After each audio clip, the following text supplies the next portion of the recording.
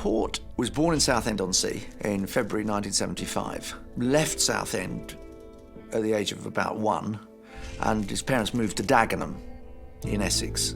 He seems to have come from quite an average working class background, which was, to all intents and purposes, relatively normal from the outside. He seems to be a boy who was quite quiet, he was quite awkward, he wasn't somebody who was a great conversationalist. And it's been said that when he was at school, some people thought that he was deaf because he was that detached and that disengaged from other people. So he's always been very insular and very introverted. After taking his GCSEs, Port enrolled into art college, but had to drop out because his family couldn't afford the fees. He had to basically choose something else, so he went on and trained to be a chef. So I think he's always got that sense of frustration and that sense of entitlement. I think he has this idea that I have this talent, I have this skill, I should be able to develop that, and I'm not able to because of other people. So I think that stays with him for quite a long time. Aged 30, Port moved out of his family home and into a flat on Cook Street in nearby Barking, East London. One of his new neighbours was Ryan Edwards. I first met Stephen when I moved to Barking in April 2005, and I lived in a first floor flat, and it overlooked where I would discover Stephen lived. And as a young gay man myself, I didn't know anyone gay in the local area. So it didn't take me long, really, to introduce myself to him. He was a very tall man, sort of a towering physical presence, and he actually walked with almost like a bit of a lumber stroke lurch. He was very much a man of few words, so when he used to talk to me, he often didn't give eye contact. He would bow his head, and he would often give 1 or 2 word answers. And it wasn't long before Ryan started to notice some strange behaviour from his new neighbour. I think there was something stunted about Stephen's mental development. I remember something a bit peculiar. I was going to host a party. I was just putting some rubbish out, and there was a toy truck there, and I thought Stephen will love that. And I was with a friend at the time. I said, "You can't give a grown man a toy truck." And I was like, "Yeah, but from what I knew of Stephen, I think he'd really like it." So at the party, I gave him the toy truck.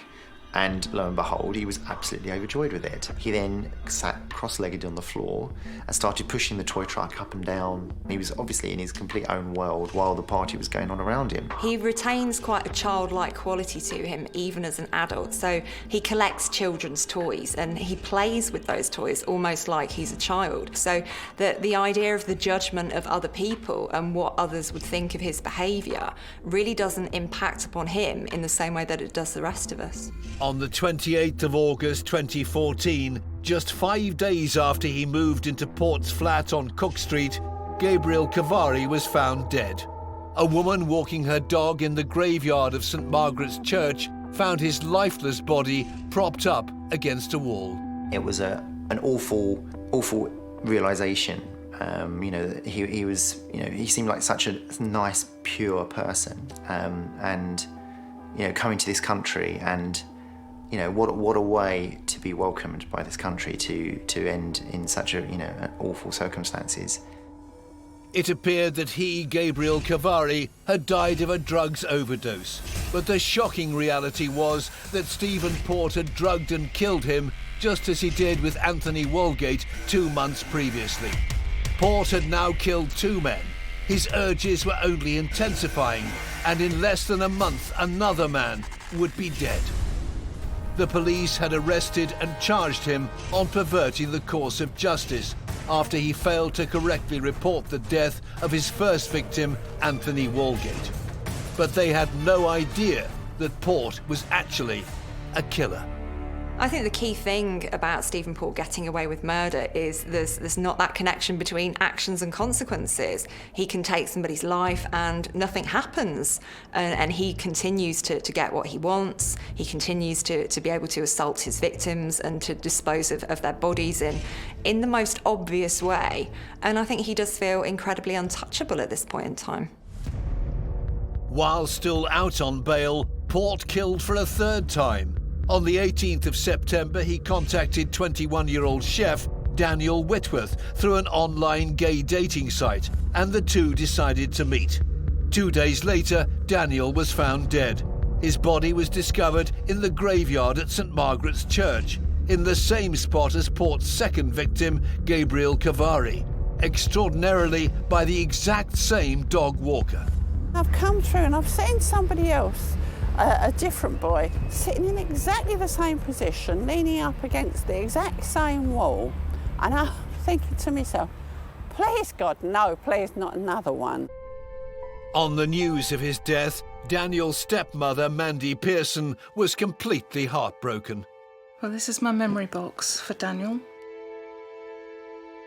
It's got a lot of things in there, just things that I'm still finding. Anything that I come across that reminds me of him even, I'll just put it in there.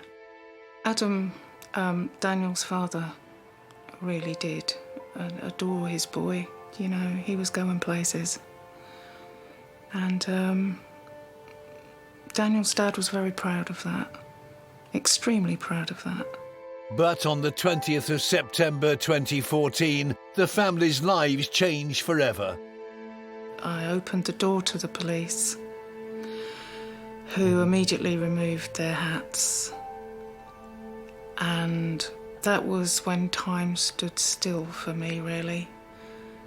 I thought they're not here with good news. They just are not here with good news. I really don't recall what I actually said next. I cried. And so then one of us asked how. And they did lower their heads and say, well, it looks like he took his own life. Just like his other two victims, Port had poisoned Daniel with a toxic amount of GHB. He then placed his body in the same place as Gabriel Cavari's. In a bizarre move to try and evade capture, Port then wrote and planted a fake suicide note. Just 3 months after being released from prison, Port struck again. On the 14th of September 2015, almost exactly a year since the last murder, the body of 25-year-old forklift driver Jack Taylor was found in the same churchyard as Gabriel Cavari and Daniel Whitworth. I think the graveyard became a kind of favourite disposal site for him because it served two purposes. It got the bodies out of the way, but it also created a bit of a narrative for anybody coming across these individuals. This graveyard was a place where often homeless people who were down on their luck would hang out, and that creates a little bit of a story in the beginning when the bodies are discovered. Jack's family were devastated but began to question the circumstances surrounding his death. We know Jack, obviously, and Jack's very particular. He didn't like dark, didn't like it at all, first off. Second of all, Jack wouldn't just walk in a park area, let alone a cemetery or anything like that. You know, he wouldn't. And it doesn't make sense to leave the house at like 2:30 in the morning, 3 o'clock in the morning to go and sit over a park. That doesn't even make sense. He was just an absolute joy to be around. Loving, caring, always there for other people. Determined to find out more, the Taylor family asked to see the CCTV footage of Jack's last known movements. It showed him walking with a tall, blonde stranger. In October 2015, the police put an appeal to the public, and it was soon confirmed that the mysterious man in the footage was Stephen Port.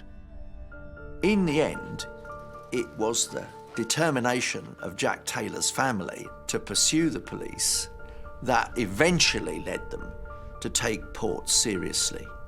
I believe had that not happened, Port might well have got away, or got away with it. On the 15th of October 2015, Port was arrested on suspicion of causing the deaths of all 4 young men. The police had a serial killer in custody, one that had previously slipped through their fingers. The police had originally believed that the deaths were all self-administered drug overdoses. They were determined to find out the truth. Detectives searching Port's flat had seized his laptop and mobile phone. They interrogated him about his search history, which included boy drug rapes. His hard drive also contained videos of him having sex with unconscious men. Under questioning, Port admitted that he had met his third victim, Daniel Whitworth, at a sex party, but he knew nothing about his death. He also claimed that he hadn't administered drugs to anyone and denied killing the 4 young men. He's quite well spoken, he appears to be quite reserved. I think what we're seeing here is a bit of a veneer that he's crafted to present to the rest of the world. You wouldn't think that this is the type of person who could do this kind of thing. But the police weren't falling for it. They could link Port to all 4 of his victims. On the 18th of October 2015, he was arrested and charged with the murders of Anthony Walgate, Gabriel Cavari, Jack Taylor and Daniel Whitworth.